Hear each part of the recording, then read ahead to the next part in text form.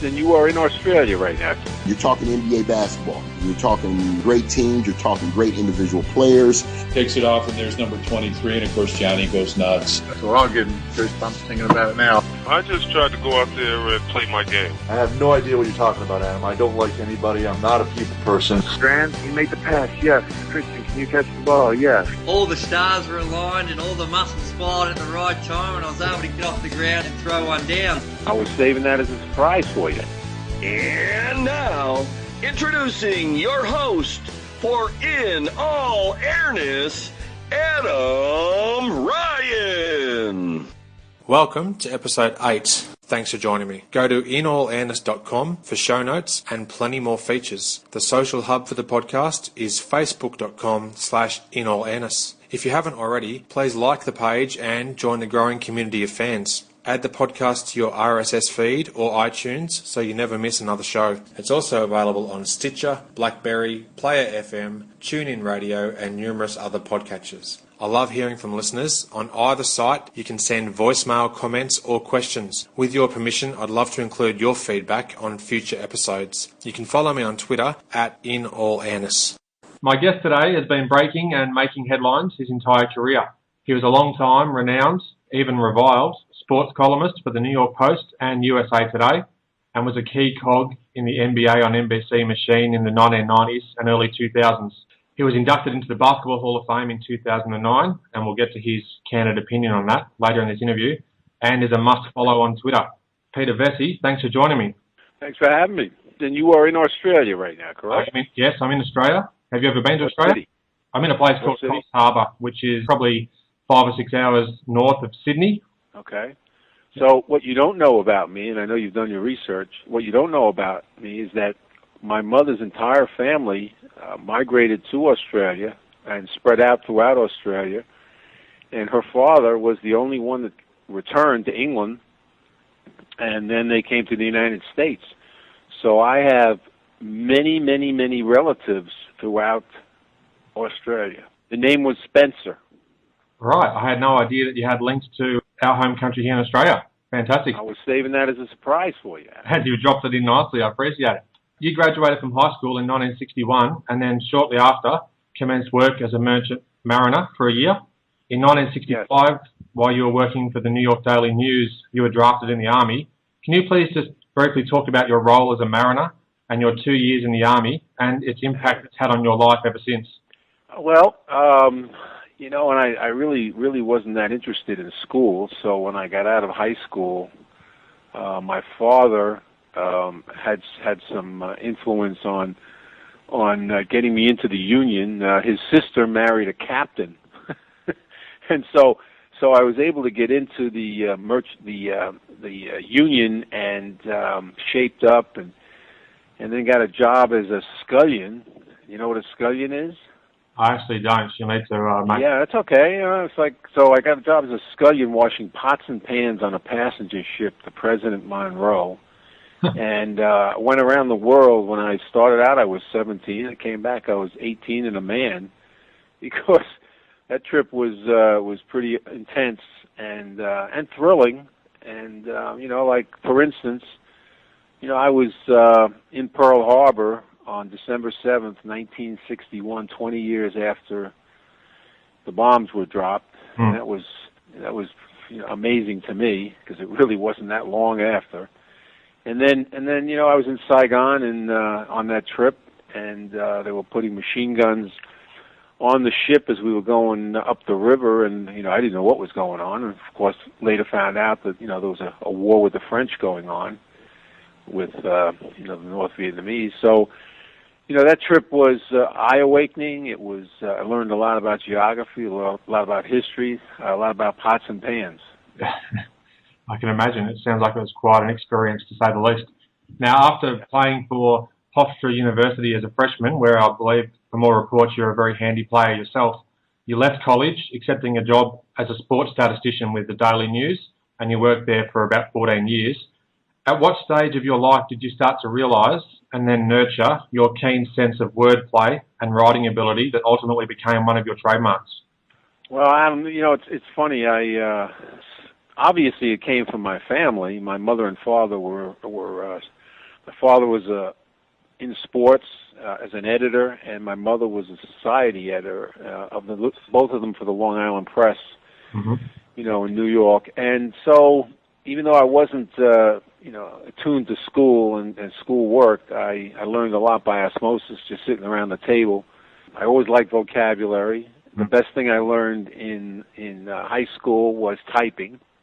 And then when I went into the Merchant Marine, I just started writing letters. Of course, that was really the only way to communicate cheaply with anybody in those days. You weren't exactly going to call up your parents on the phone or a girlfriend or whatever.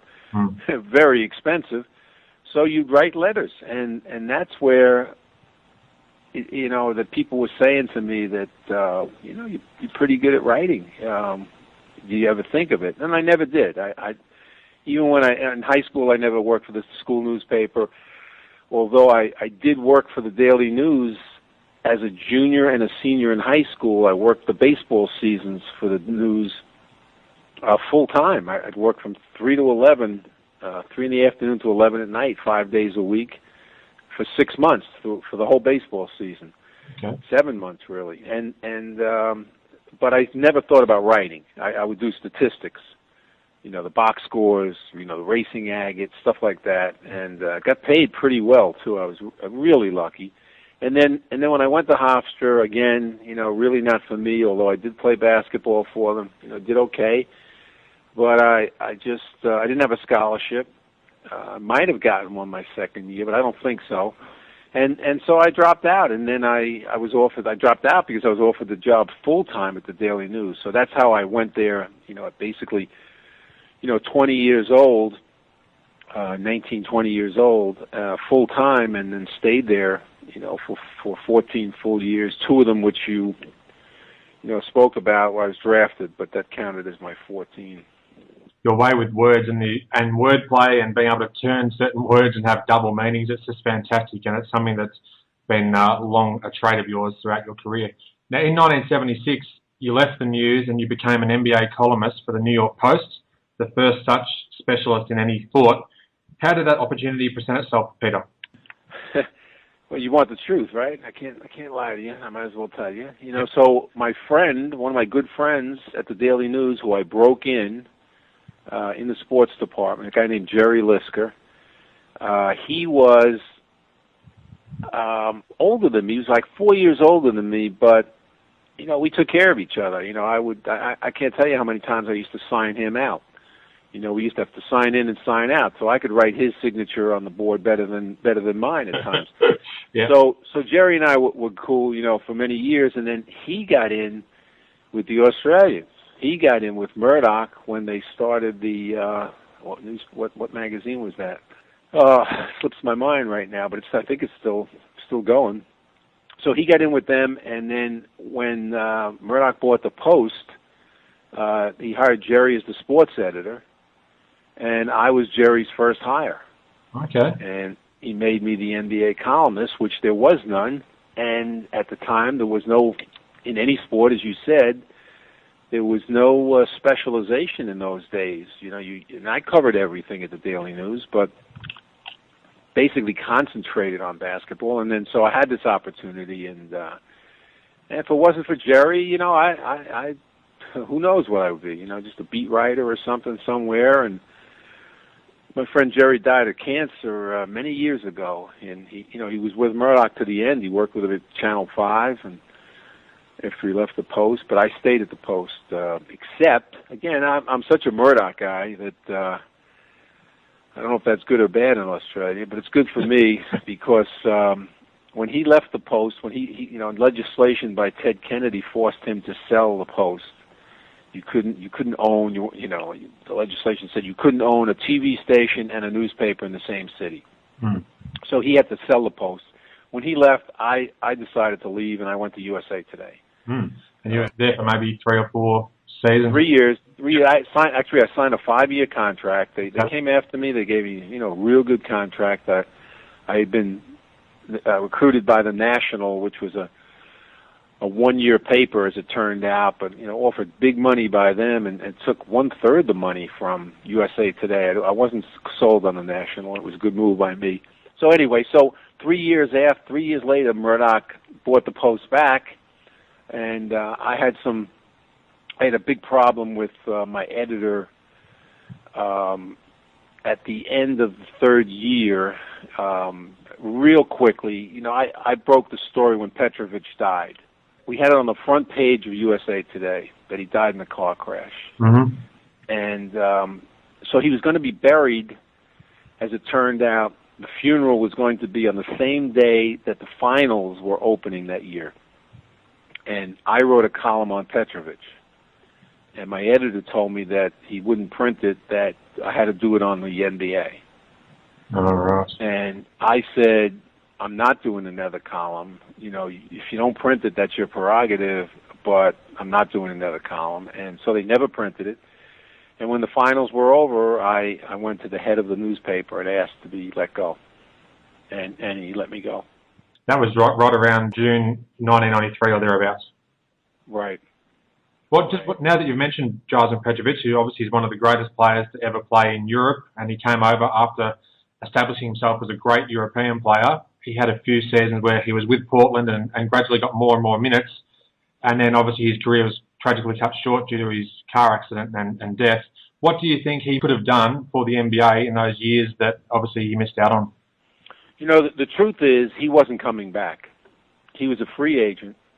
See, Drazen and I became real good friends. I happened to be in Portland the night he was traded. And in those days, the Post let me just about do anything I wanted to, go wherever I wanted to, and they got the results. So there, I'm in the locker room. Now, Drazen was not a big name in the United States, really, but he was absolutely a great shooter and stuff at those days. He wasn't getting any time in Portland. He was very upset about that, and so they traded him. And I'm in the locker room, and he's crying. He's crying that he was traded. And Clyde Drexler stayed in the locker room, helped him clean out the locker. I stayed and waited till the end, and he left. And then, Clyde drove me to my hotel that night. So that relationship from there, just got bigger and bigger or better and better. And so he had told me for sure he wasn't coming back. He felt that he had good years with the Nets, made the playoffs, but when he didn't shoot well in that last series, I can't remember who it was against, but he told me that Derek Coleman and Kenny Anderson really were hard on him, very tough on him, very disrespectful of him, and he was not coming back to the United States. So. And he was not signing with the Nets. So that's when he went home. He went to Germany, actually. And, was driving with his girlfriend. His girlfriend was driving, and she had the car accident. So everybody thinks that he would have come back, that Willis Reed was going to go over there and try to romance him back. But I'm telling you what Drazen told me the last time I ever spoke to him, and that's what he told me. And I've never printed that, Adam. Okay, well, that's fascinating insight there, and it's really great of you to open up and tell me that. Thank you. Sure. Now, Peter, you're in a position that only a handful of people will ever be, having played with and also coached Dr. J, Julius Erving, in the Rucker League in Harlem, Manhattan. I can surely narrow that list down to you alone by adding the fact that he was also a best man at your wedding. And your paths have crossed ever since, covering his career in the ABA and the NBA, and also you had a stint working together at NBC. Before we get to his on-court feats, can you please just talk about your relationship with the doctor? And I don't mean your position. Yeah. Well, first of all, the best thing I ever did in my career was, other than making friends with Jerry Lisker, was to and being the son of my parents, was to I made friends with this guy named Dave Brownbill who went to Hofstra after I did. And so the best thing I did was decide to start a team in the Rucker, which is, for your audience, it's, in those days it was the best summer tournament in the country, all the pros would, or just about all of the top pros would participate at maybe for a game or two, but not really for the whole summer. So I decided to go up there. I had never seen a game up there, and I had a little relationship with Julius from college. I had done a story on him at the University of Massachusetts. We talked on the phone. I had never met him. And then Dave Brownbill and he were very good friends. Dave was from Long Island. Julius is from Long Island. And so Dave told me he could get Julius to play for me in the first time we were going up there. And so the first time I'm really meeting him is the first game, before the first game. And, I still remember being out in the park. It's 155th Street and 8th Avenue. It's a tough neighborhood all around it. Was up there I went up there 6 years. I never had anybody say anything negative to me in 6 summers. So I felt very protected up there and very welcomed up there. And I brought this team of pros, mostly pros, and Julius was going into his rookie year. He hadn't played 1 minute of professional ball until that tournament, and so here we are in the park, and Julius says to me, we're lacing up the sneakers, and I'm on the team, and we're lacing up the sneakers and tying the laces, and he goes, so how much am I getting paid? And I said, nothing. So, as far as I know, nobody's getting paid up here. This is for free and, for fun and for frolic. And so he said, all right. So I said, so Dave and Julius went took a walk to talk about it. Yeah. And they came back, and Julius said, okay, I'm playing. So nobody had ever seen him dunk before, because in college in those days, it was a technical foul if you dunked in the game. It was a technical foul if you dunked on the layup line. Okay. I never knew that about the layup line, having a tech foul for that. Yeah. Yep. So nobody had seen him, and he had averaged 20 points, 20 rebounds, his sophomore year. One of the few guys ever to do that. But playing for a school, University of Massachusetts, nobody knew. Nobody knew how good he was. When he got out of high school, Adam, he wasn't even the best player on Long Island. The 2 best players on Long Island ahead of him were guys named Tom Riker, who ended up going to South Carolina and being drafted, in the first round by the Knicks, had a nothing career, and a guy named Billy Chamberlain, who went to North Carolina and had a nothing career. And then there was Julius. So, I knew he was good. I saw him play in college, but, he was good. We wanted him. But then you saw him in the Rucker, and you just like, oh, my God. Like, what is going on here? What are we watching? Never saw this before. Well, I did see it before. I saw Connie Hawkins do it. But just an amazing thing. And I remember calling up the owner of the Virginia Squires, Earl Foreman. He and I were very close. I said, Earl, do you know how good this guy is that you drafted? He says, well, I know Johnny Kerr thinks he's good. We're giving him, I forget the money at the time. Maybe he was making, $100,000, $125,000 a year. I'm trying to remember. That might be it. So I said, no. I said, Earl, you got yourself somebody that's so much better than anybody that I've seen in so long, maybe ever, that you won't believe it when you see him. So he ended up going to their rookie camp, and then he would say, oh boy, man, I got a good one. But anyway, that was the start of my relationship with Julius, and it was a great summer. We didn't win the tournament. Amazingly, I had a full roster of pros, including Charlie Scott, who was the leading scorer in the ABA that year, and Knicks and Nets, but we didn't win. We lost to Tiny Archibald and Austin Carr and they had a full complement of pros also, and they beat us. And I think we actually came in third that year. I think Dean Meminger of the Knicks had a team. I think they came in second. We came in third. And Red Holzman, some things you never forget. And Red Holzman, the coach of the Knicks, told me, he said, Pete, don't ever say anything about my coaching. If you couldn't win that tournament with what you had, he said, just keep it quiet. That's classic. That's a great story. Now, your Rucker teams in those early 1970s, you won 4 tournament titles in 6 summers. Obviously, not the one that you talked about to begin with in your first season. How soon did you realise that Dr. J would change the way that basketball would be played forevermore?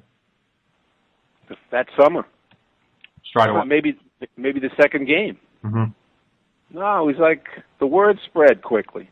Yeah. In no time at all, Sports Illustrated was there watching him. So there was no doubt. The stuff he did was, I don't know, I guess it was indescribable because I'm having trouble describing it. Mm-hmm. So there was no doubt. I remember Connie Hawkins coming to watch him play and sitting in the stands in his leopard skin dashiki, and Connie and I didn't know Connie really, although we got out of high school basically the same year. And I went over to him and asked him, I said, do you see any similarities between, you and Julius? And he looked at me and he goes, yeah. He says, we're both black. I said, well, thanks for your help, Connie. Very insightful. Yeah. But anyway, there was no doubt, Adam. He was that good. Yeah, no, that's understandable. Now, in our digital world of today, the term legend is thrown around quite liberally. However, true legends of the game played at Rucker Park. You mentioned Tiny Archibald, also Kareem before that, Wilt, Connie Hawkins, as you said, Earl the Goat Manigault, just to name a few. Can you describe, is it even possible to describe the atmosphere of being in amongst that throng of all-time greats, and how incredible was it to see some of these pros going at it for what, for most of them, would be their off-season? Well, again, in those days, it was like you came to play hard, you came to win, but there was also a lot of showtime involved. Mm-hmm. The atmosphere up there was, nothing I've ever experienced since, particularly when Julius was there. Just to correct you, I stayed there 4 years initially in the 70s. Yeah. And we won 2 titles out of those 4 years with Julius. Then in the 80s, I came back with entirely different teams, and we won both times that I was in the 80s. Okay. And the atmosphere up there with Julius, I'm sure you've seen the picture. I'm staring at it right now in my office. The picture of Julius standing out on the court with the school in the background, people sitting on the roof of the school, people sitting in the trees. The place is, just packed. Oh man, I loved driving to the Rucker. The excitement of knowing what was going to be there. The people were just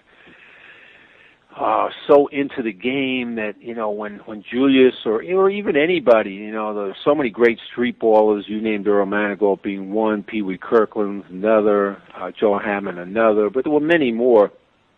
When they did something, or anybody, people would come out of the stands, and be dancing, and they'd be offering, they'd be smoking joints and offering you offering it to you. They'd be pouring wine for you out of a canteen, and it's like it was crazy. And I've seen that they've had problems up there the last couple of years. I think there was even I know there definitely was a shooting this past summer, and there was no problem there. We might have had, I don't know, maybe 2 cops up there. I don't even remember cops being up there. Mm. And, now the last, 10 years, you go up there, you need a police escort to get into the place. Mm. So it was a great time of my life, great time of the lives of people that played there, who watched the games. I still get tweets and emails and stuff and letters from people who were there as kids, who were there as young men who played there. It's just a relationship that's that'll take us right into the hereafter. Yeah, definitely, and it's great to hear your recollections of it. And I do know the photo you're talking about. There's crowds up on top of buildings, which they're literally right on the edges of the buildings, overhanging. Their legs are overhanging. It's just an amazing photo. Yeah. Sorry. I don't have too many pictures, Adam, in my office. I don't have too many. That's one of them. Again, I blew them up. I've got, just to give you, I've got I've got three things up here, really, of consequence. One is that. The other's Jordan hugging the trophy when he won his first championship. Mm-hmm. And the other's Pistol Pete taking a jump shot. And I had that signed. I've got his signature on that. He didn't sign it. I got a plumbing bill from his wife that he signed, and I have it. Okay. And I have it with the photo. And then that's basically it up in my office. So that's where. And I've got a sign of the Rucker tournament up here. Ebbets Field and Fort Bragg, where I was stationed. Mm-hmm. And that's it. That's my office. Sure. I guess those three main photos that you've described there pretty much sum it up. If they're the three things that do hold the most pride of place as far as over your entire career and what you've absorbed and taken in, and that does say a lot. Right. Now, I'd like to change tack for a moment and talk about Rick Barry. After his incredible second NBA season, where he averaged a career best 35.6 points a game, along with about 9 rebounds a game, he left the San Francisco Warriors for the riches of the ABA at the time. He had to sit out the 1968 season, and then he played 4 seasons in the ABA and returned back to the NBA in 1973. Was his defection to the ABA a huge story at the time, or was the ABA profile not quite at a level where the move made any waves? No, it made waves. I believe, might have made a cover of Sports Illustrated once or twice. He was a superstar. He was a year behind me in high school. He was out of New Jersey. I'd heard about him for sure, and then my little time off from college, once I quit Hofstra, I went actually down to the University of Miami where he was playing, mm-hmm. and hung out there for months. Okay. And actually played in the gym when he was playing, and those are stories in themselves. But I met his father-in-law, future father-in-law, Bruce Hale, his future wife, Pam Hale, and his first wife. And so, we had a relationship. So when he came to the Nets for the last 2 years in the ABA, we hung out together for those 2 years. A great player, overlooked by most people because they just don't understand. They just never saw him. But everything Larry Bird could do, Rick could do, mm-hmm. and everything. And he was 6'8" besides. So, you talk Bird, and I do. He was my favorite player of all time. But Rick Barry was phenomenal. And, you mentioned his rebounds. I believe he averaged 12 rebounds 1 year early, and then he hurt his knee. And so I don't even think his sons knew that. I told them that a few years ago. John and Brent, we were somewhere, and I said, about your father, and they're like looking at me like I'm crazy. So I'm going to look it up actually while I'm talking to you. Yeah, well, I know that he just had some outstanding numbers over his career and some incredible rebounding numbers. When I saw them, I was quite shocked. I mean, just fantastic numbers, and I think he's criminally overlooked, even though he is still highly regarded. But also, Oscar Robertson, again, is another player who is a fantastic talent, and he is recognised widely, but yes, not as highly as possibly he should be. Well, he's not. I mean, he's absolutely on the same scale as Jordan. But people just can't believe that because they didn't win the titles, and I was there when I saw him in college. Came into the Garden, followed him his whole career. And, the the old guys don't get the recognition they deserve. For many reasons. One, because people don't have a good sense of history of those guys. Like in baseball, all the old guys are acknowledged as being super. It's just passed down from generation to generation. Everybody knows the statistics, even though they can't watch them on film in many instances. You're not going to. How much film you're going to watch of Ty Cobb and Tris Speaker and all those guys? But everybody knows who they are. But Oscar, you know who he is. Rick, you know who he is. But they just don't get the respect that. And the other reason is, aside from the sense of history, is that he wasn't the greatest guy going. He was a pain in the ass, Rick Barry. So he averaged 10.6 rebounds his first year, 9.2, 8.9, and then I guess he hurt his knee in there somewhere. And then, it dropped off to 6'8" and stuff. But averaged 6'5" his whole career. But the last couple of years really shouldn't even counted because he was on his way out in Houston. Yeah, very. And should have been over 7 actually. So that's pretty good. And for a guy who scored the way he did, but he didn't make any friends, so people aren't going to say nice things about him. I don't particularly like him either. But I would be the first to argue how great he is. And Oscar, forget it. I mean, he's right there. You pick the all-time backcourts. I don't know how you do it. Jordan, Oscar, Magic. Jerry West. Geez, how do you separate those guys? It's certainly in the same breath. Oscar. Yeah, definitely. And Oscar also, apart from averaging a triple-double for a complete season, he was only mere percentage points off doing that in 2 further seasons. So it's just staggering when you think about it. Yeah, especially when he's 6'5". Exactly right. Are you kidding me? I'll throw you something also that I've always felt that I need to speak about these guys as much as possible, because the last time that I saw Wilt Chamberlain, he and I were receiving an award up in Harlem. The Rucker tournament was giving us an award, both of us. So, we were sitting together during watching a game. It was an old-timers game in which Tiny was playing, and Earl Manigault was playing, and Dean Meminger was playing, and a bunch of other guys. And he talked to me at that point about, he says, you're the only one left that's really seen us play, and you have to let everybody know how great we are. Don't let them forget how great we are. Mm.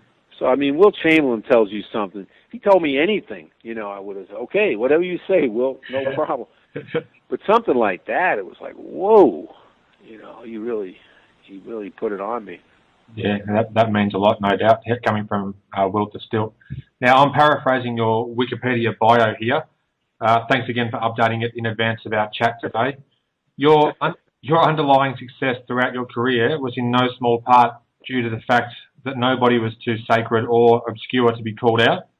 What do you say to those who believe that you went over that journalistic line by castigating their performance or conduct on or off court? Who would say something like that?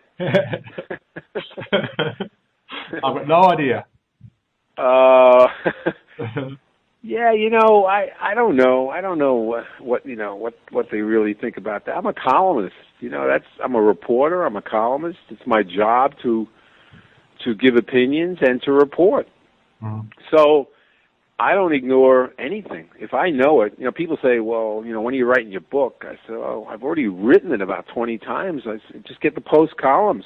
And because I didn't save anything. Now, yeah, I might have saved stuff about myself, that I didn't want people to know. But so if I write a book, my pet line is, I'm not going to write a book until my kids learn not to read.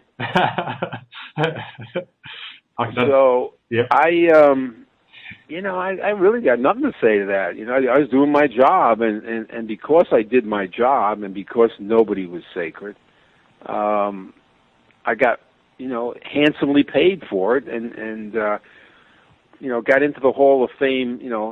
Probably 6-7 years later than I should have, but they definitely held that against me. People who that I went after and stuff, they were running the Hall of Fame at that time. And so, I paid the price that way, but in the end I got in and, got into other halls of fame because I did my job. And, so many people have told me, over the years that I never took a day off. And to me, that was the best compliment anybody could have given me. I never mailed it in. I always, either tried to break a story or to break balls.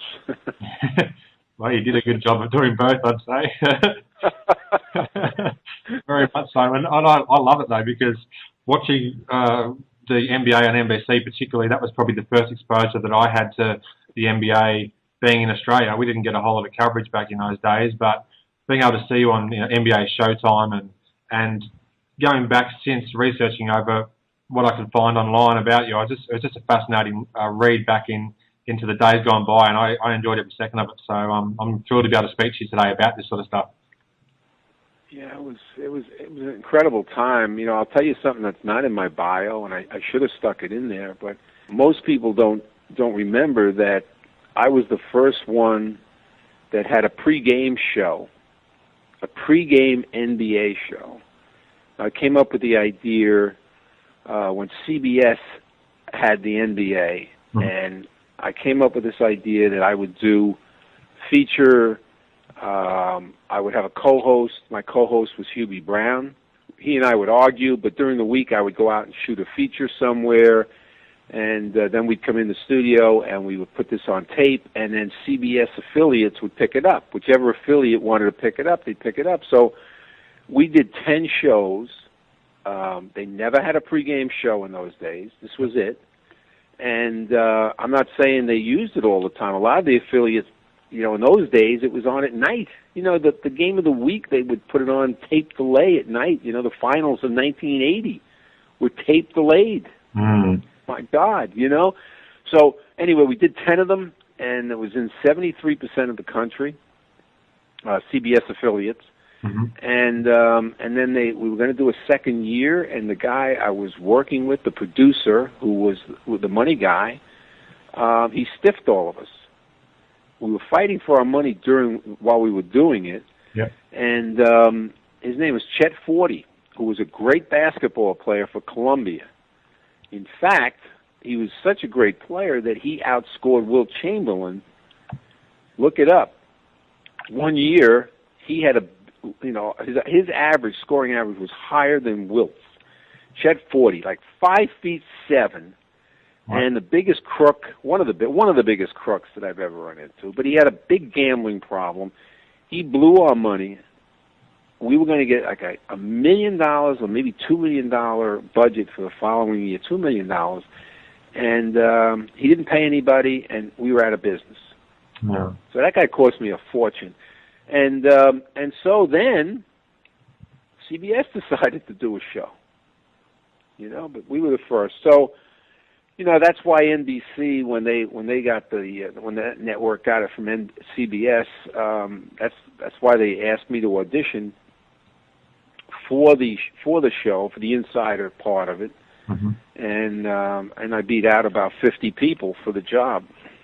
Yeah, I actually had a question coming up about that, your role as an insider on NBC and about that interviewing process. Do you mind actually just talking a little bit about that audition where you're with 50 or more other journalists? How intense was that going through that procedure to actually become one of the NBA on NBC insiders? Adam, the hardest part was not that. To me, that was what I did, and so the audition was not hard for me. I prepared like I did for a column. We went in there and we auditioned. Everybody auditioned with Marv Albert. All right. So two people at a time would audition with him, and I knew Marv for years, so I was very comfortable working with him in the audition. I came in fully prepared, and blew them away, and so it was easy. The hard part was getting into NBC. Stern was against hiring me. The league was totally against hiring me. I didn't even tell you I had another show with the NBA. The NBA had a cable network, USA Network, and they had the first time NBA went on cable, and I was given a halftime show. and it was a disaster. I'll cut to the chase. It was like they'd come in my apartment, they'd rearrange the furniture, the guy would say, okay, talk. I had no experience at doing anything like that. So, I would just talk, and, I was prepared, but, to be on camera and say stuff, and so a couple times I went overboard. I said some stuff about some players. So by the third week, Stern called my agent and told him, we just fired Vecsey. Oh, right. That was it? Yeah. 3 shows, fired me, paid me for the year, and we wound up, my wife and I wound up buying, this real nice furniture in our house that we had just bought, living room furniture and stuff, more than we would have ever paid for the furniture, and we called it the David Stern room. Oh, well, at least he helped you obtain that furniture, so that's one good thing. I never told him that, but I plan to one day. That's if he listens to your podcast, he'll know. So anyway, here I am now going back to NBC, and Stern is saying, I'm trying to get in, and they're trying to hire me, and Stern is saying, forget about it. We had him once. He said stuff we didn't want to hear, and anyway, they fought for me. They got me in, and now came the hardest part. I had to go on TV and learn how to do that, and it was petrifying. That's what it was.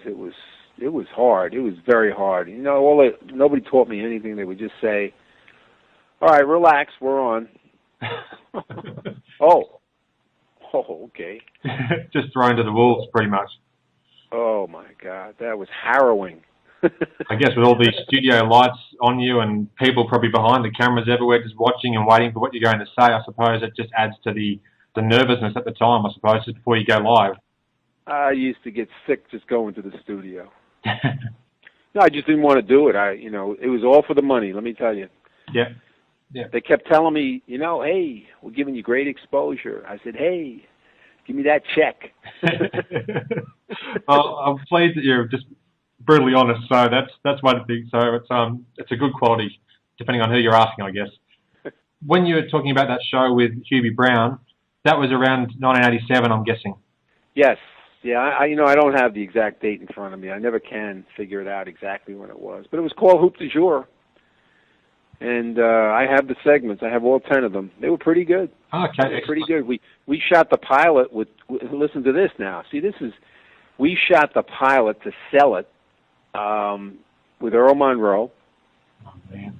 And you ready? Yeah. And the guy that was hosting it, Mike Breen. Oh, wow. A young Mike Breen. A young Mike Breen who was, I used to go up and do his radio show up at Fordham. So I had a good relationship with him and Mike Kay, who does, he's the Yankee guy. And I got Mike Kay his first job at the Post, his writing job, first job out of Fordham. And Breen, I helped get him into NBC eventually. But there he was, the 4 of us. We shot this pilot. It was good, and they bought it.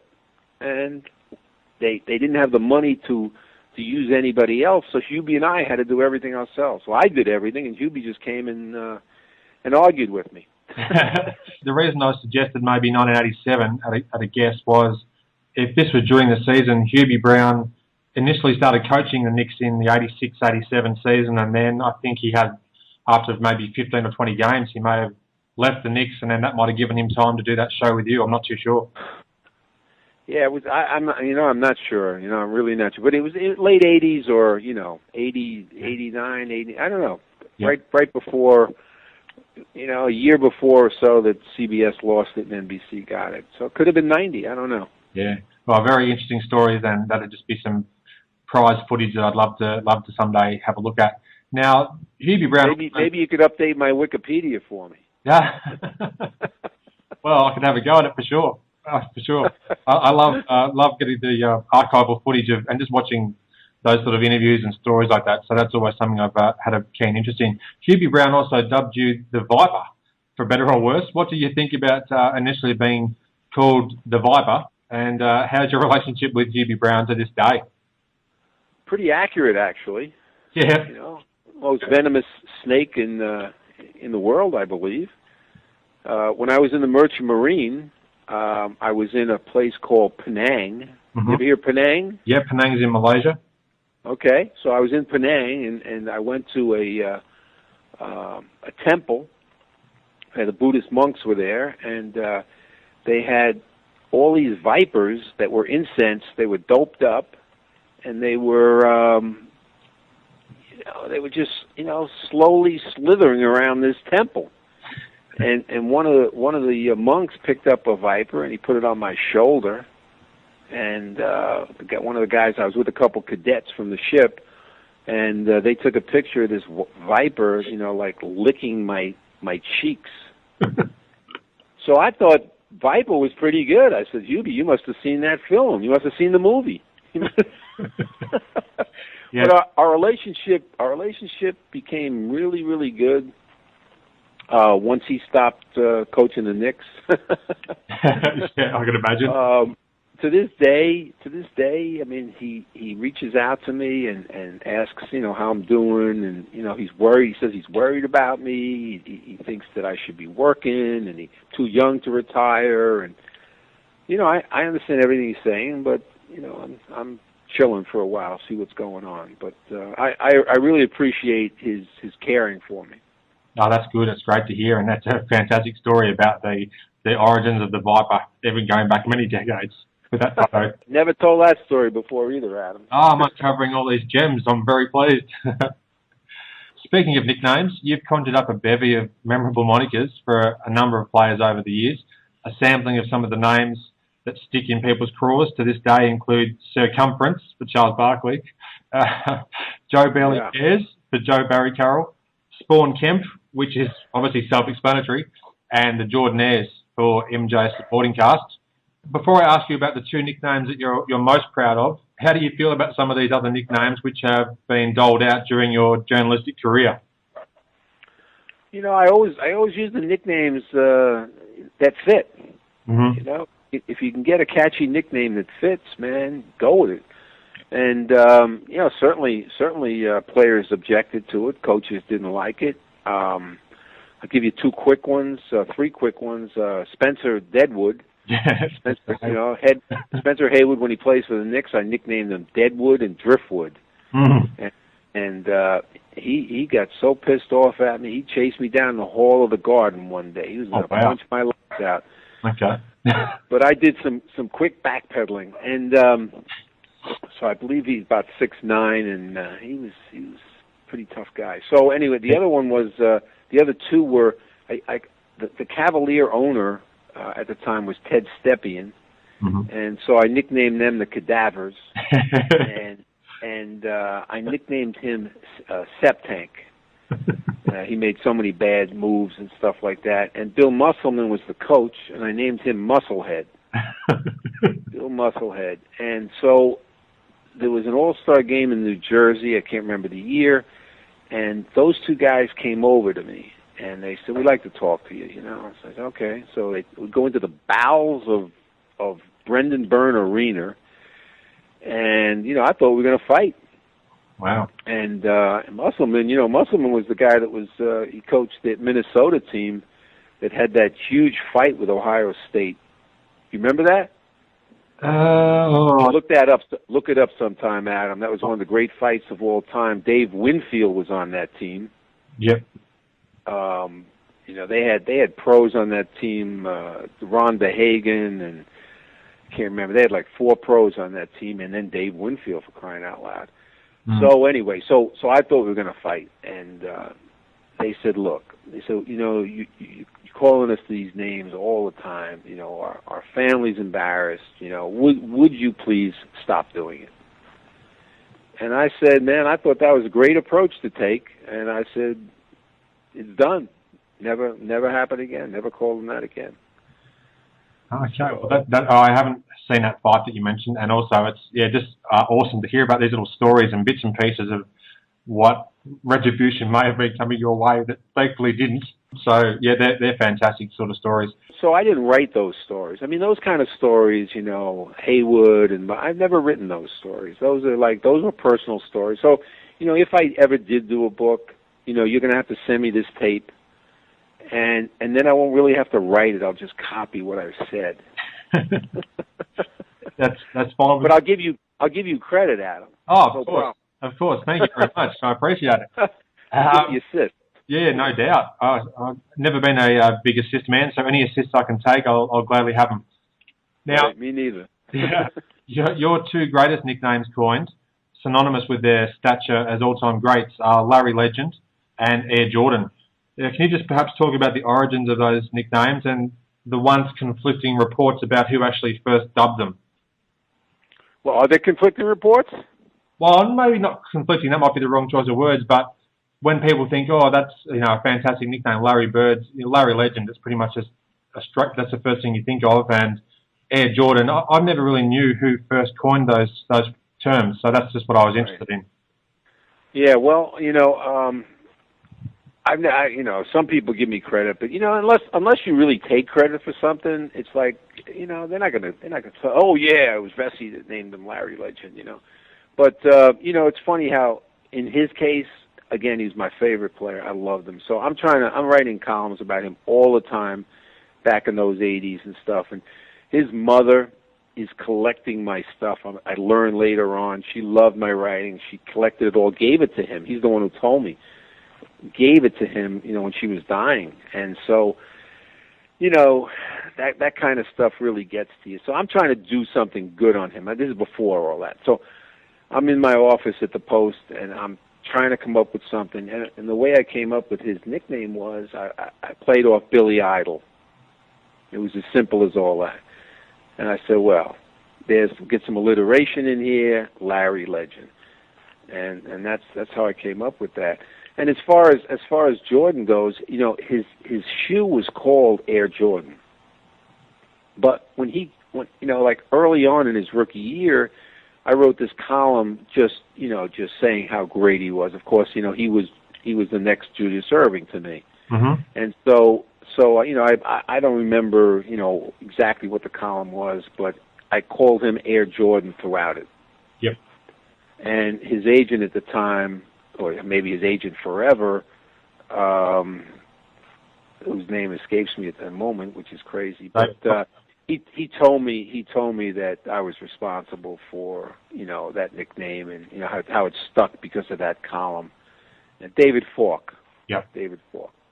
So in that way, did I name him Air Jordan? No, it was his sneaker, but I used it and went with it, and the rest is history. No doubt.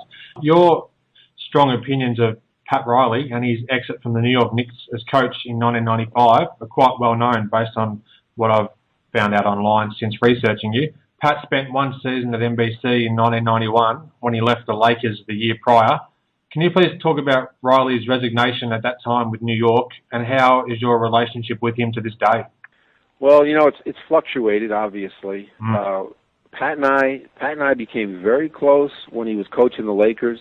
I mean, the man would, if I called him, he'd call me back in 10 minutes. And, I did plenty of columns with him while he was Laker coach. And, but those things get old, and his head swelled and my head swelled, and, two egos. And so, we weren't that close by the time we worked together that first year at NBC, we weren't close anymore. I remember, he had the green room, we didn't. Uh-huh. And me and Bob Ferry, and we'd want to hang out in the green room. He wouldn't let us in the green room. He was in there smoking, chain smoking, and so he wouldn't share his Armani suit deal with us. We were trying to get a clothing deal. We weren't tight, but. I've given him credit for this. I mean, he saved my ass on national television during the playoffs, finals, when I couldn't remember, like David Falk. I couldn't come up with the name, and he came up with the name for me. And I said at my induction ceremony, I'm eternally grateful for that. And so over the years, covering him from the Knicks was tough. I mean, even working in NBC, like we had this thing where this one show, we were supposed to, we were doing a mock draft, and we were given teams. Each of the insiders was given 5 teams, and we were going to come up with who the team would draft. And he was given the Knicks. And he would, because this is, rumors were that he was going to coach next year, and he wouldn't do it. Yeah. And we got into some argument that day. It was like he walked off. Again, this has never been printed. He walked off the set. I actually have the footage of this. I'm the only one that has the footage of this. It was unbelievable. Wow. Oh my God. So we weren't tight at all. So now he's the Knicks coach. Of course, we're not tight now, and. So, it wasn't difficult for me to write what I wrote when he left. I mean, it was the truth. He didn't leave the right way. He wound up saying he didn't leave the right way. And, he got pissed off at me. I'm sure that's what you want me to talk about, is that he wanted to fight me outside the locker room in Orlando. And, it was close. There was a cop. There was the PR guy of the Heat. It was Riley, and it was me. And, it was like, let's fight. He's going, let's fight, Wow. And I'm saying, hey, Pat, I'm not, there's no way I'm throwing a punch. I mean, you throw a punch, we'll get it on, but I am not going to throw that first one. Not a chance in the world that's going to happen. Yeah. So it didn't happen. And okay, so now it's years go by, and for some reason, Pat likes me again, and I've never spoken to him about it. Why? What changed it? But the guy has gone out of his way to be supportive. In many ways, I can't get into them all, but in many ways. And at my induction, Jordan got up and left. For whatever. I don't think it was because of me. I just think, he was bored, and he could be very disrespectful. But Pat moved into his seat and sat right up front, and was the first guy standing, afterward, applauding me, and came over to my table afterward. And it certainly wasn't a well thought out or a well received speech that I gave, but he was so supportive, and we've been really good since then. I mean, different times. And so, it's funny how it happens. Here, Hubie and I are tight, and Pat and I are tight, and, Julius and I are not tight. So, things change. Yeah, they do, I guess. And then, I guess with the years, well, not always, but with the years that do go on, perhaps attitudes mellow and things like that. So, yeah, it's certainly an interesting take. That'd be a good book. Yeah, it would be. Definitely. Definitely. Just please give me some credit. Because Rick Barry and I are not tight either. So I can't tell you how tight we were for years, and I'm still in touch with his first wife, Pam. And yeah, so things change. It's so I'll give you another great anecdote. Please. So I run into Julius this past summer, early in the summer. I have my wife and my son with me. It's a golf outing on Long Island, and Bill Russell was supposed to be the host, but he couldn't come in because he was sick. Jimmy Brown became the host. Samuel Jackson was there, George Gervin, on and on and on. There were so many basketball players. Rick Barry was there. And Julius is there, and he's with a guy from Sports Illustrated. I can't remember his first name. His last name is Taylor. He's a columnist for SI. And so at one point, Julius and I were talking, and I said, "Oh, is Taylor writing your book?" And he starts telling me, "Yeah, we're from Long Island, next town, and he went to a school that was near Massachusetts." And he's telling me all this stuff, like, to make me feel better that he picked this guy to write his book. And the truth of the matter is, I wouldn't have wanted to write his book. No way, no how. But the interesting part of it is that I didn't say this to him because I didn't want to embarrass him in front of everybody. But I would have said to him, I really don't care about writing your book because your ex-wife has asked me to write her book. And that's the truth. Turquoise Irving has asked me repeatedly to write her book. Oh, Okay, so it puts you in an interesting position, to say the least. Yeah, tell all book on Julius. I said, no, I don't. I don't believe I'm ever going to do that one. But it was just, come on, Julius. See, his ego is so big that who really cares if you ask me to do your book? Phil Taylor is the name of the Sports Illustrated. Phil Taylor is the name. Yeah. So he's doing his book. Yeah. Now, in 1997, you had a remarkable post-game interview with Karl Malone following the Bulls' win over the Jazz in Game 6 of the finals. I know, just based on your reaction already, you can recall it pretty quickly. No. I don't. I got to tell you the truth. Yep. This is all the truth, and I hate people who say I got to tell you the truth, because if I'm not telling you all the time, I shouldn't be saying it this time. Yeah. But the funny part about it is that my son asked me about that interview. My son is now 25, so he was real young then. But he was traveling with me all over the country in those days, but he didn't remember this interview, and so it goes up on YouTube. I guess it's up there, and he says, what were you thinking about doing that interview? He said, Karl Malone was going to punch you out. I said, what interview? I swear to God, you don't remember? I don't remember the interview. Oh, well. He showed it to me.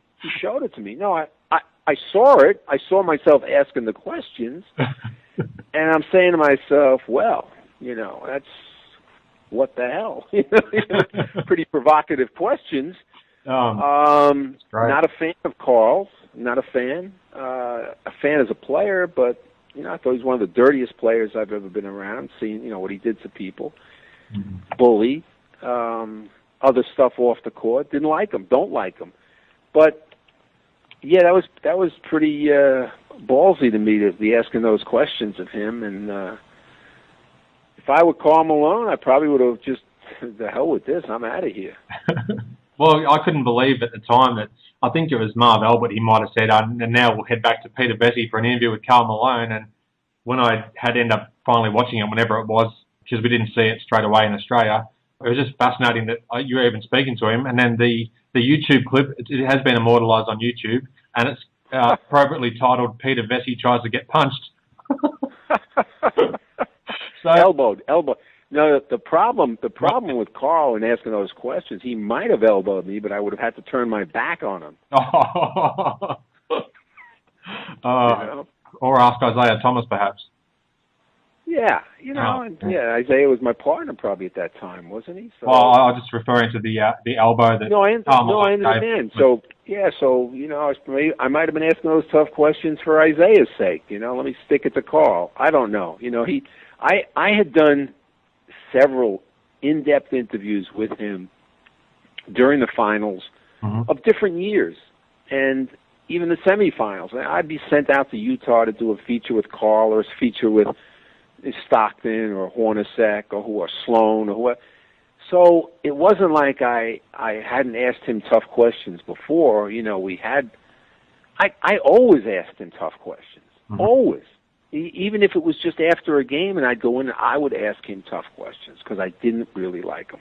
So I wasn't afraid to ask him questions. So that was just more of the same, and I swear, and that's why I don't even remember it, because there were so many of them. So. Yeah, well, that's absolute truth and candor there. So it's great to hear your recollection, even though the actual interview yourself you might not be able to remember as easily.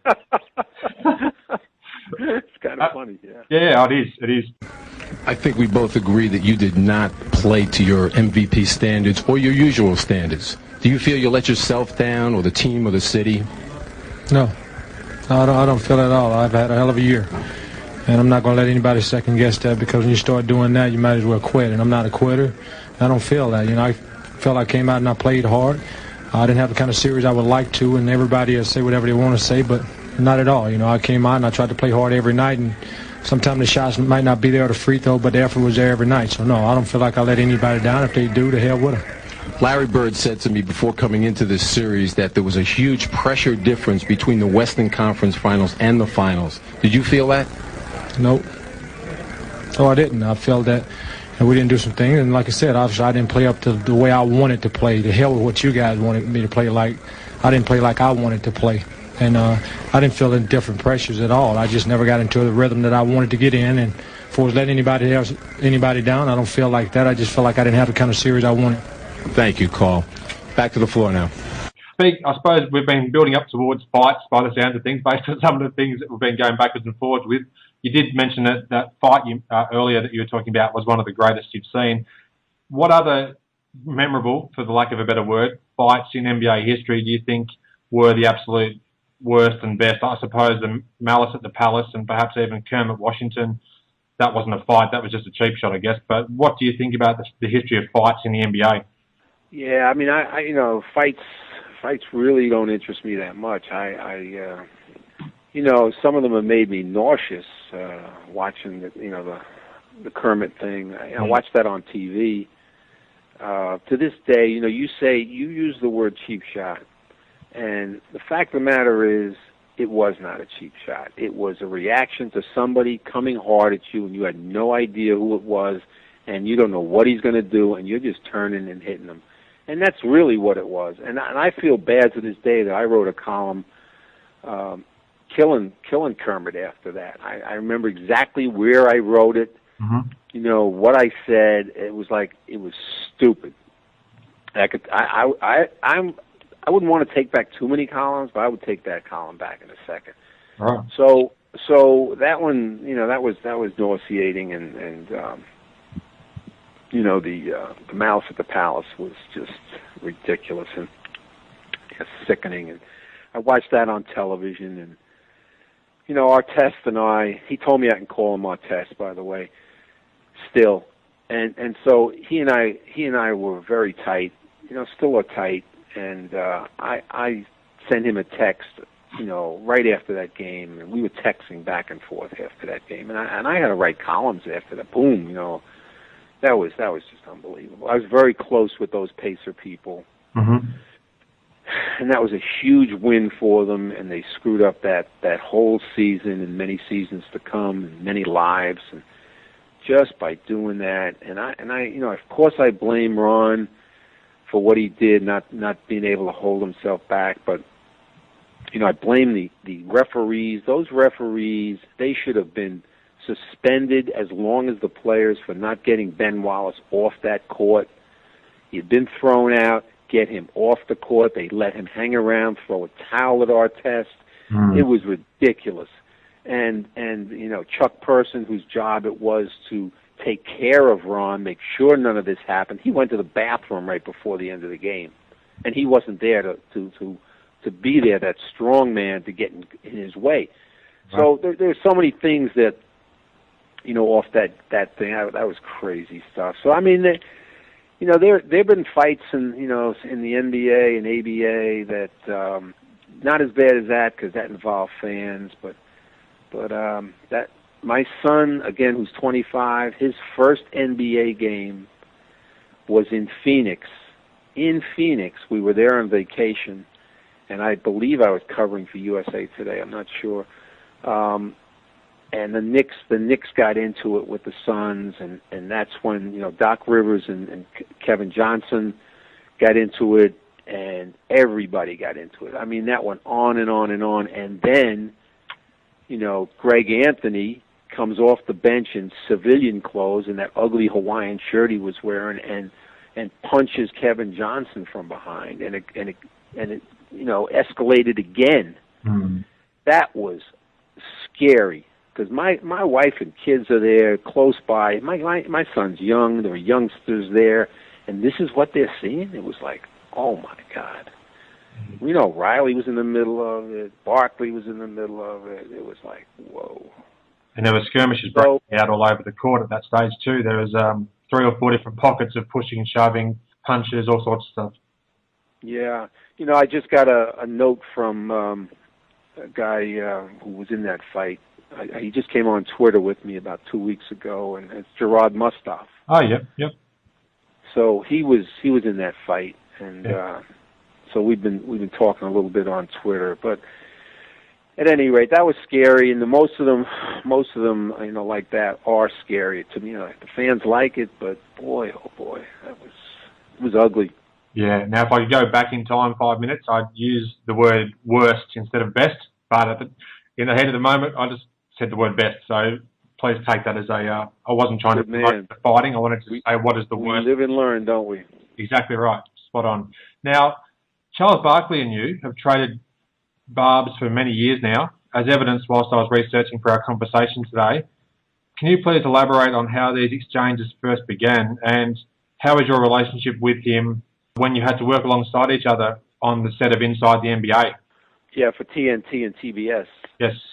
Which, yes, I worked for them for about 3.5 years also, 4.5, I forget. So, I mean, I just, again, it's kind of like Karl Malone. I understand how good he was as a player. Mm-hmm. I resented the fact that he was always out of shape.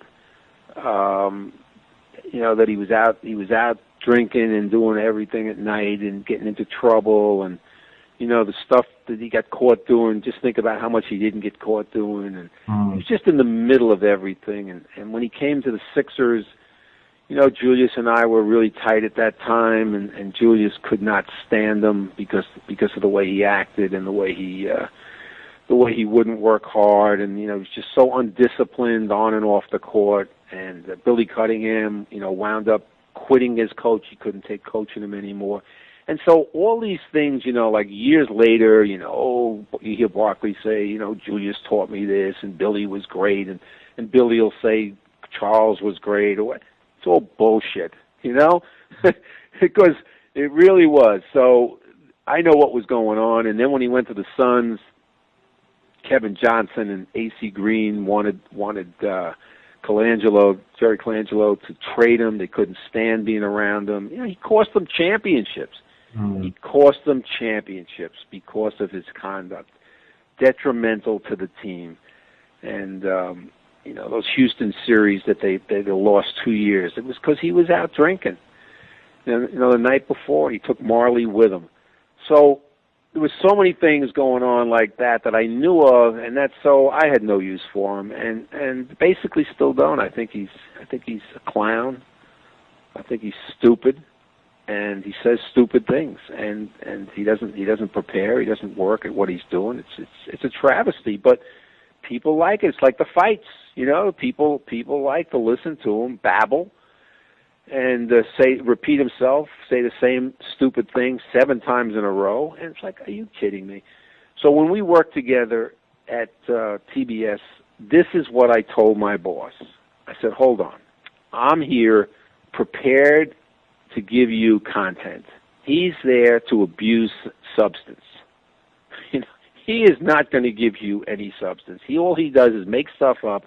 I spend my time arguing with him, saying, you don't know what you're talking about. They like that. Yep. I didn't. I got let go. And it's as simple as that. It's like I couldn't stand working with him. Cost me in the end, probably cost me $5, $6, $7, $10 million. But I couldn't stand being on the set with him because I didn't like working with Kenny Smith for the same thing. Totally unprepared.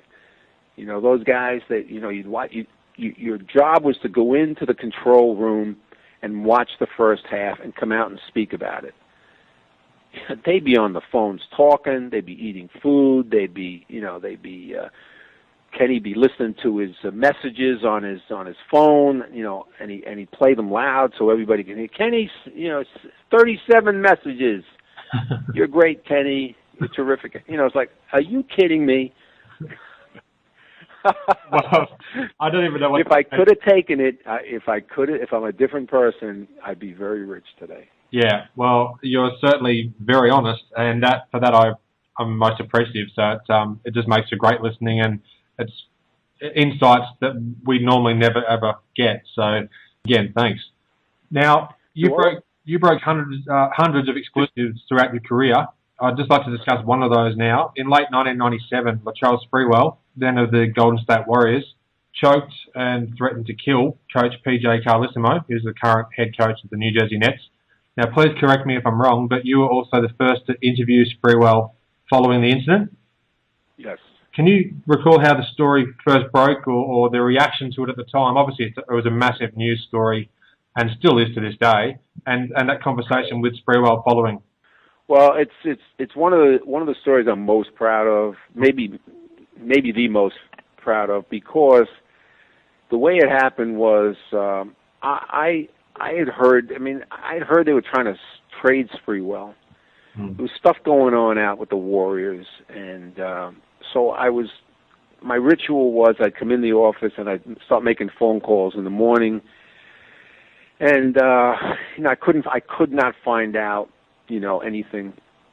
So I called a friend at the league office, and I asked him, have you heard anything about what's going on out there about trading and stuff? And he told me that he said no. He said, but you should really you should stay on it because something big happened out there today. Oh. And so that's all he would tell me. So I called. I'm not going to name the guy. If I do my book, I'll name the guys, but not now. So I call a player who had played for the Warriors, and I asked him, I said, look, I hear something. I have no idea what it is. I said, but is there any way for you to find out what happened today out there? He calls me back 20 minutes later, and he gave me verbatim what happened. Wow. To this day, everything he told me, everything I printed, was on the money. Nothing more, nothing less. Some people tried to make more, tried to, dream up something else that happened or other things that happened.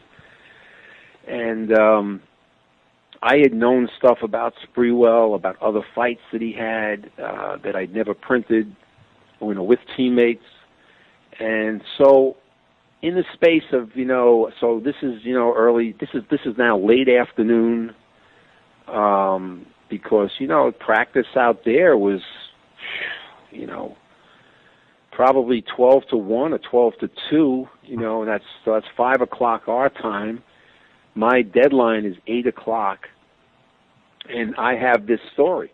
And so, I tell my editor, and, I wrote it in like 2 hours, and to this day, like I said, it was all on the money, and nobody knew about it. And then we broke it in the Post, and then at 9 o'clock Pacific Coast time, they had found out that I had written this column. This column, his column was really a story, but it was my column, and so they decided to call a press conference. Oh. And they said something happened. Now I can't remember exactly what they said at the press conference.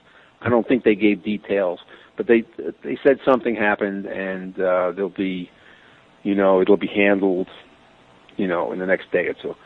And so everybody on the West Coast had to use my column.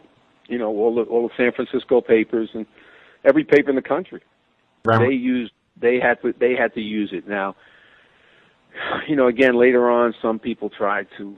I don't think anybody ever tried to say it was wrong, but some people tried to add stuff, and it wasn't true. So now Sprewell, now everything breaks, and he comes into New York. The union has him in there. The league has suspended him indefinitely, and so now I'm working as a writer. I'm working for the Post, but I'm also working for NBC, but I go over to the union office as a Post columnist, and the union executives did not want me even in the office.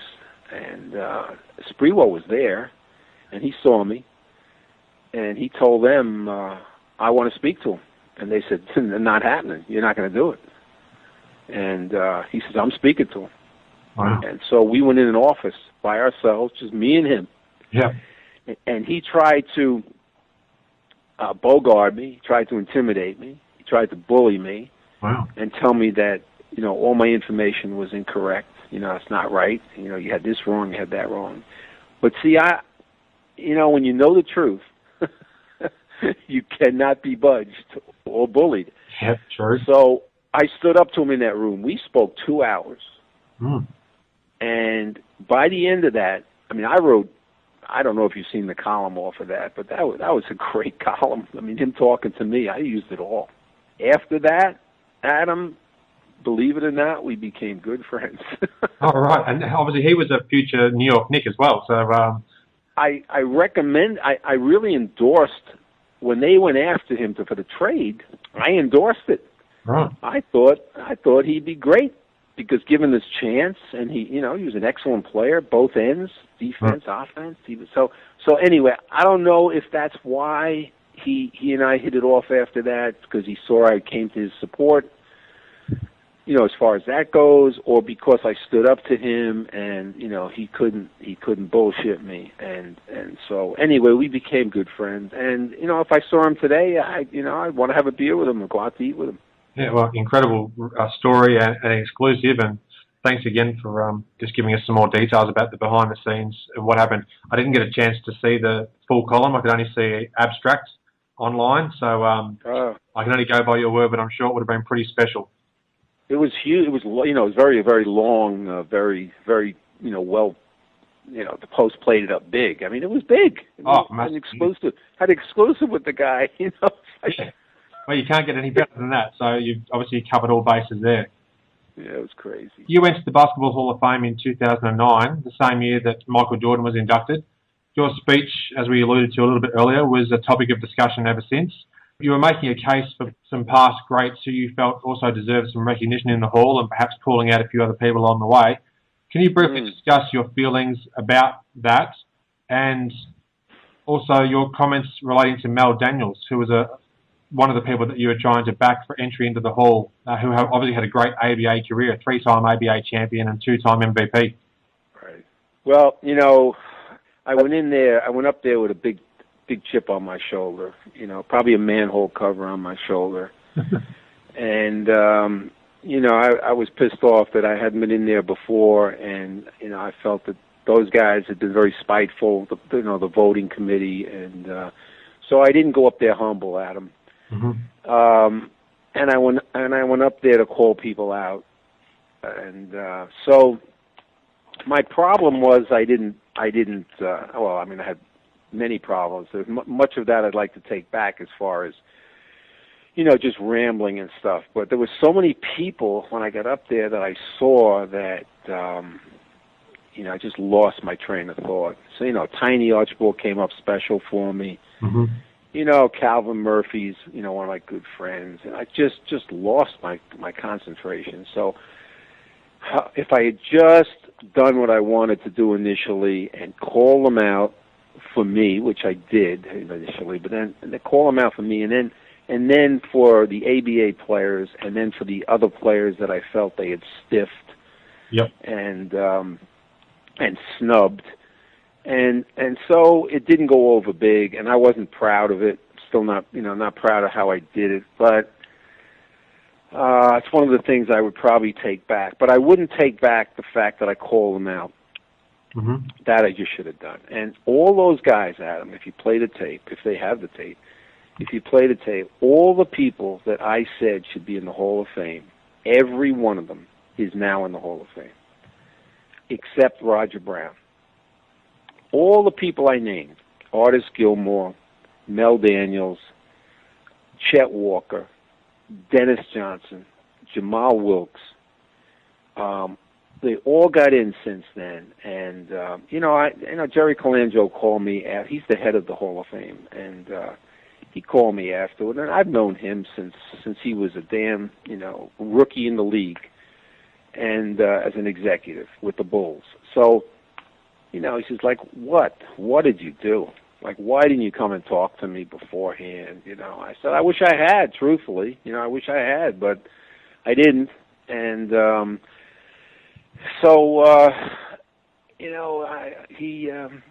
he said, all right, look, he said, it's done is done. I'm going to include you in a lot of stuff that we do.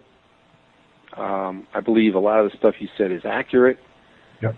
And so he made me part of their decision-making process, and I've had a lot to do with. I've had some say. Let me say that I've had some say in the machinery, in the process of getting those guys into the Hall of Fame. And Roger Brown is the last guy that I want to see go in. There's an ABA player. Off of that, Jerry Colangelo formed different committees to make up for the fact that these guys have been ignored for so long, to reward them for their careers. So he made an ABA committee, like 4 different committees. And so there's going to be an ABA guy getting in every year. The voting is coming up soon for the next class.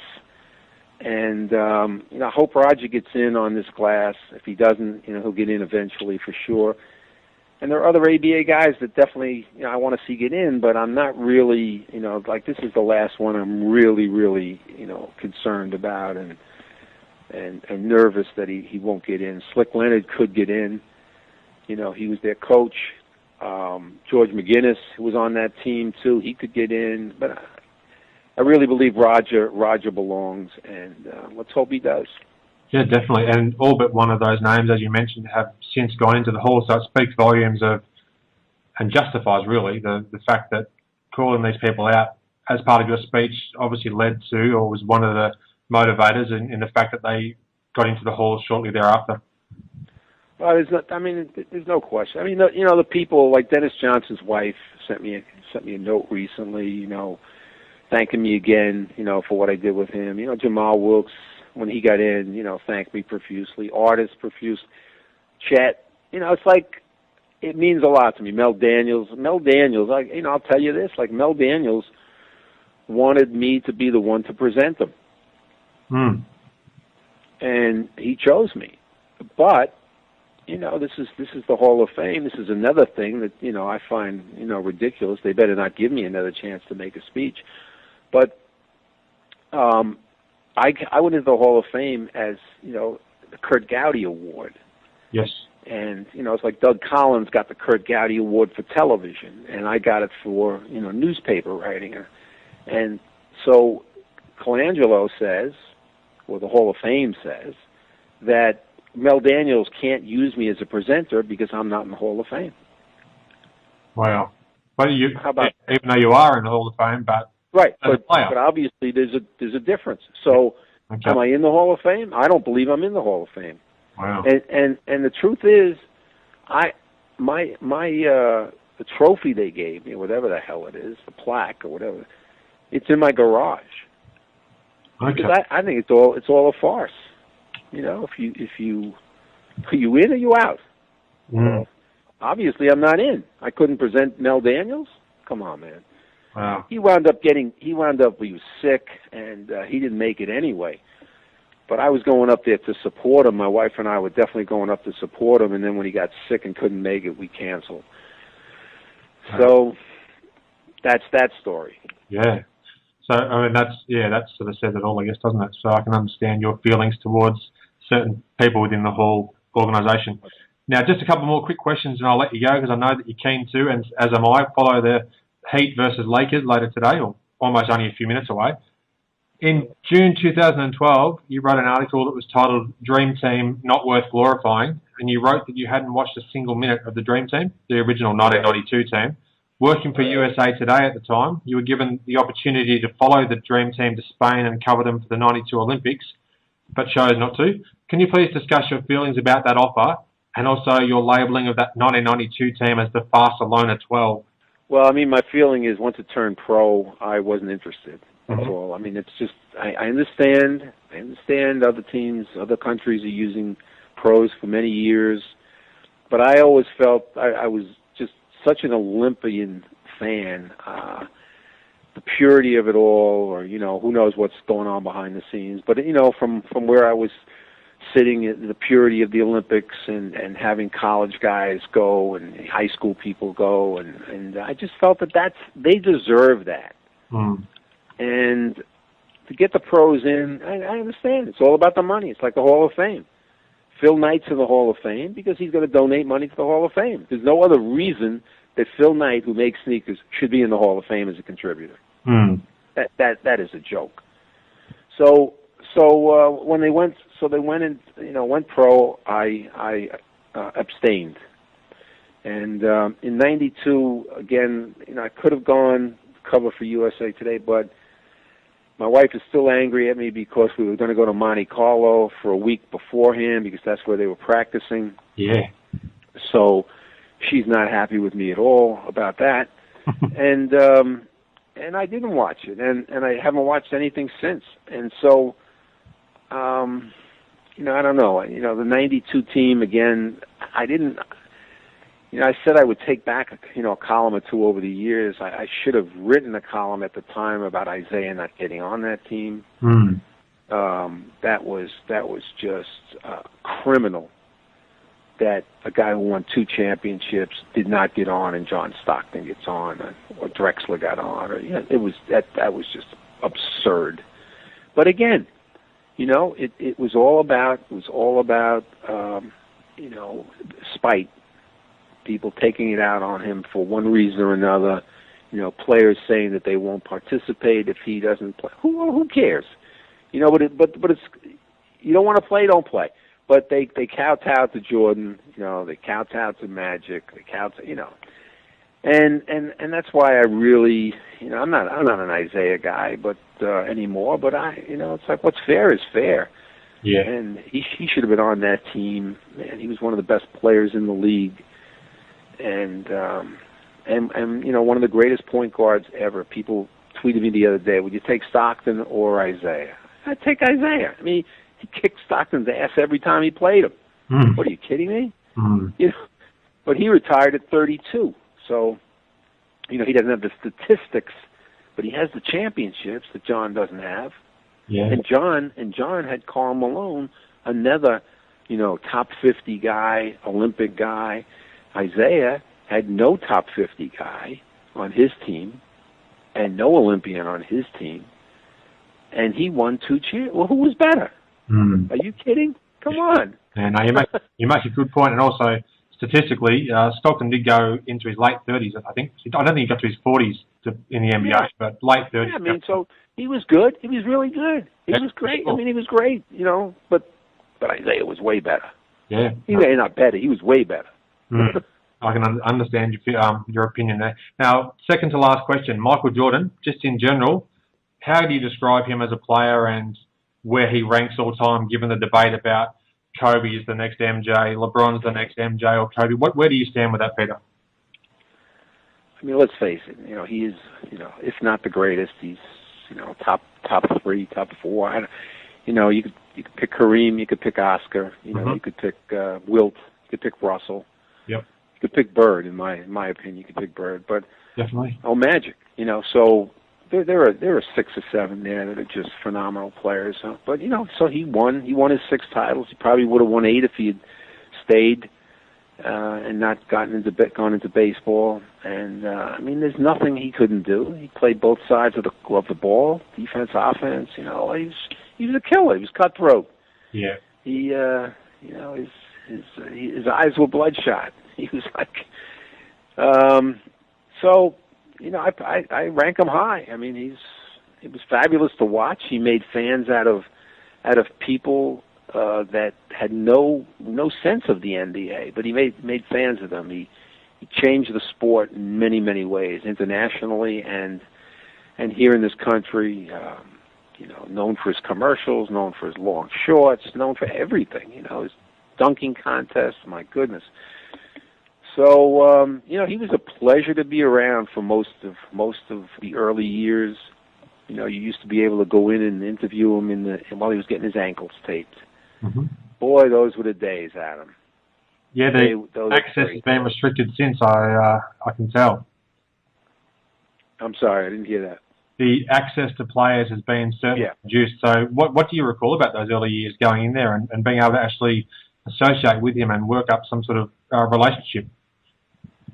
We had a great relationship. He knew I was close with Julius. That Rucker thing I said, initially about it made my career, one of the things that made my career. I hadn't gone up there. I never would have had the access that I got. Mm-hmm. The respect I got, as a player. They saw me play. They saw me, I was there, summers with them. I was there, and I was going out with them after games, and so he knew I was Julius's guy, and so he gave me respect immediately. And And so, we had a good relationship. I mean, we really did. He confided in me in many ways, and access not only to me, to everybody. I mean, it was just easy to be around. And then once they won the championship, and once these teams started to get their charter planes, the Pistons and the Bulls, and everything changed. Everything changed for the worst. For me, for a real reporter to go in there and find out what's going on and build that relationship, travel with them on the buses, travel with them on the commercial flights, be in the hotel with them, go out drinking with them, whatever. And so that all ended. But he gave back a couple times. I'll give you one, for instance. Two quick ones. I was told again, NBC. It's like everything was pressure. I don't miss that at all. I got to tell you. So the All-Star game, I was chosen to interview Jordan just before the game started. You know how they cut around, they do interviews with everybody, and here I am, and I'm in the East locker room with Michael Jordan and a cameraman, and that's it. Wow. And I'm shaking in my, I am like numb. I can't even hear myself think. And he sees it, and he says to me, hey, just relax. He says, ask me anything. I'll answer it. If you can't think of anything else to ask me, I'll take it from there. This is what he told me. Wow, that's incredible. So, I'm getting goosebumps thinking about it, because I was, man, this is live, and I'm sick. So, we handled it, and my cameraman at the time was really great too. But they didn't even send a producer in with me. They didn't send anybody. Like, hey, go do Jordan. Jesus Christ. So that was one thing, and then when he went into baseball. Now this is a column I just called up because somebody sent it to me. I think it's if you Google Vecsey and Jordan, and I think Nike put it up there.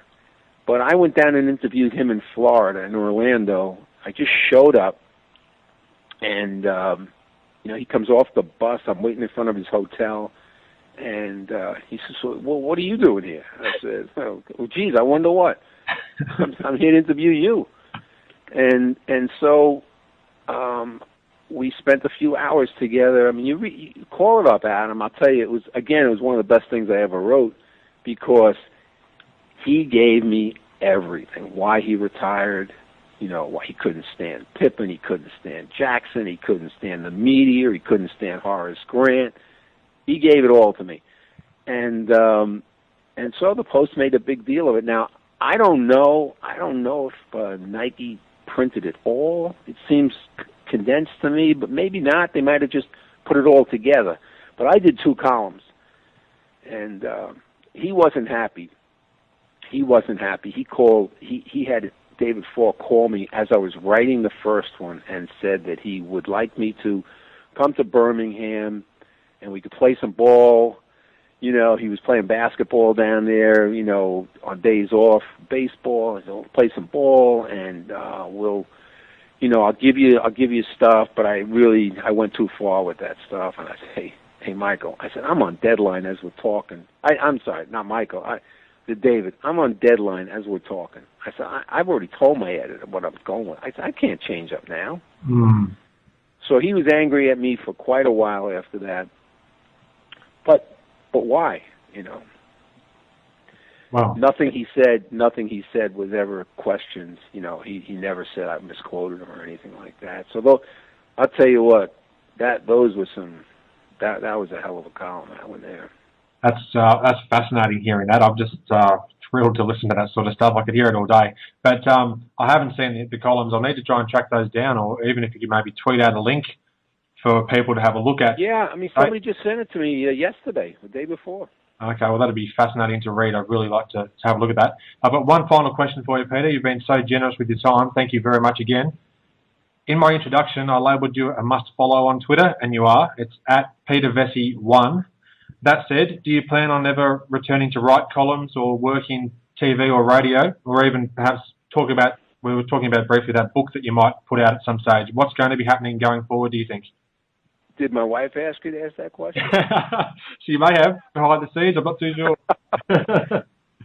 You know what? I don't know. I just don't know. I left the Post in a huff. We had a new sports editor that wasn't allowing me to do what I do. And they offered me a new contract. I said, I don't even want to look at it. I'm out of here. So I resigned effective the end of my contract, and I left. So I don't know. I enjoy. My wife and I rescue dogs. We have 7 of them right now. Okay. And I'm kind of enjoying, not doing anything, and so I don't know. I'm pretty. I say, I save my money. I think we're good. I think we're good. If I live 15 more years, we're okay. And I'm almost 70, so 85, I might look to come back. But if if the right thing were offered, I would listen. Well, you've got some just an incredible length and breadth of your career and all that you've achieved. So it'd be fantastic if you did get back into things in one way or another. But for the time being, following you on Twitter is a fantastic thing for people to do. So I implore anybody that's not already following you to definitely check you out on Twitter. Peter, thank you so much for taking so much time to speak with me today. You've been fascinating and a great guest and talking about the history of the game of basketball. It's been a real treat, and I just really appreciate your time. I'm lucky to have had the life I lived, huh? Amazing. Well, thanks, Adam. Thanks for listening. I hope you enjoyed the show and share my web address with your friends and colleagues, inallairness.com. Check out the podcast archive for plenty more episodes with high-profile guests. Follow me on Twitter @inallairness. Please visit the show's social hub, facebook.com/inallairness. Join me next time for another edition of the show.